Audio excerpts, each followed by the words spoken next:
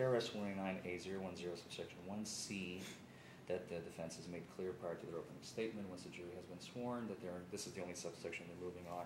They're not moving under B, which actually was the defense expectation, but I'm not going to be doing the prosecution's job for them. The law states a person shall not operate or be in physical control of a motor vehicle anywhere in the state while, subsection C, under the influence of any other substance or combination of substances which impairs one's driving ability. Now, a direct verdict motion, obviously the defense still has no burden, but the burden is a lot lower on the prosecution. It's not beyond a reasonable doubt. However, the defense has a very strong argument given the facts of this case. So far, the only evidence that has been put on by the prosecution to the defense's chagrin is nothing but erratic driving, almost chagrin, I should say, nothing but erratic driving, which anyone who is not under the influence could very well, in fact, be. I'm sure that on my way here, I probably touched the line a few times because I was excited and I was nervous. I'm here about to do a jury trial. Was I under the influence? Absolutely not. I was under the influence of excitement, perhaps, which is not against the law. Next, the officer has testified to the fact that she failed his field sobriety tests. That's what he said. He said she stepped off the line a few times. He did not go into detail. The prosecution did not even ask him how he performed the test. What clues did he see or not see? How many clues is it pass or fail? How many clues is it that he was trained under? What he was trained under? When he was trained? Normally it's 40 hours at the academy. We didn't hear that today. We don't know where or when the officer even got. Maybe it was his buddy, the police officer, teaching him how to do these things. So we don't have, the evidence is closed. The Commonwealth's case is closed. They cannot put on any additional proof. With this proof, this is all they have. They have and her admission. The officer said she admitted. I think it was the prosecution who said it first, but then the officer concurred, said yes, she admitted to smoking and shooting methamphetamine prior to something. It wasn't. He didn't say today. He didn't say a week ago. He didn't say a year ago. He simply said prior. And we can replay that portion for the record if the court so wishes. They have provided nothing concrete. No blood evidence because it was refused. The defendant is entitled by the Constitution to refuse a blood test. What do they do? Sacrifice their license for it. They're entitled to say no, which is what she did. They have no blood proof, no evidence, no blood alcohol, no urine, no nothing. No chemical evidence whatsoever.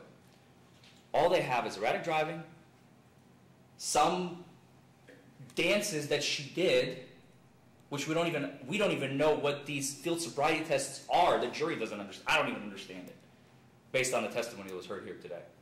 I don't think the court understands it, unless obviously prior experiences come into fact. But if we look at this case specifically, there was no explanation. And finally, her admission, and the officer said,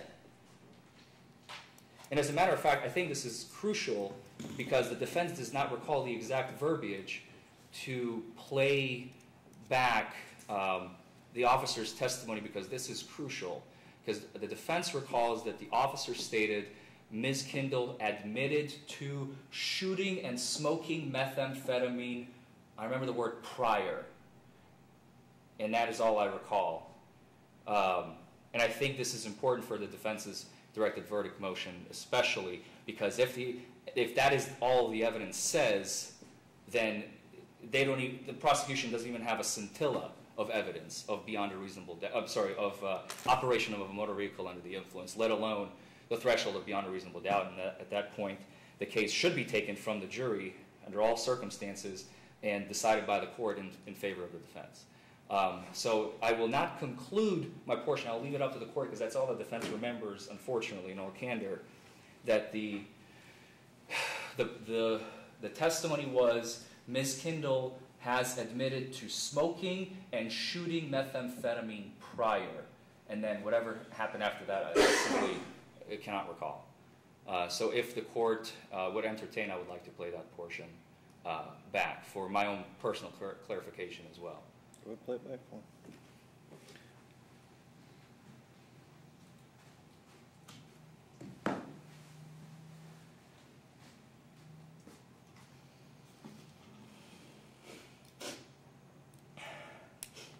If you can find it quickly, Lisa. Take your time. We're making you work. We're making you work today, aren't we?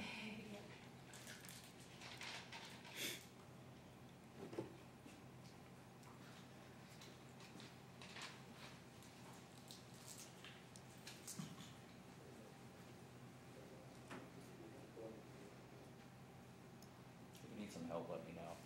I think I vaguely remember. It should be like after 11:45:00. I can tell you that with certainty. End up. She listens to you. What are you working on there? Transpired. I asked her to step down out of the vehicle after I retrieved her license and insurance and everything. When I made contact with her, I noticed that she had glassy bloodshot eyes and she was acting very erratically. Okay. And based on that, what did you do next? I began to speak with her, asked her if she was taking any type of medications, if she had taken any drugs, and that's when she stated to me that she had previously. I then administered my field sobriety test.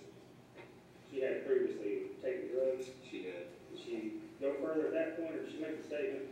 No, it was after the field sobriety test when she actually told me what she had taken, or what she had done. Let's proceed on the field sobriety test. Which test did you give her? I gave her the HGN, which is horizontal gaze nystagmus, which she showed no signs of that. I then gave her the one-leg stand, which she did not pass.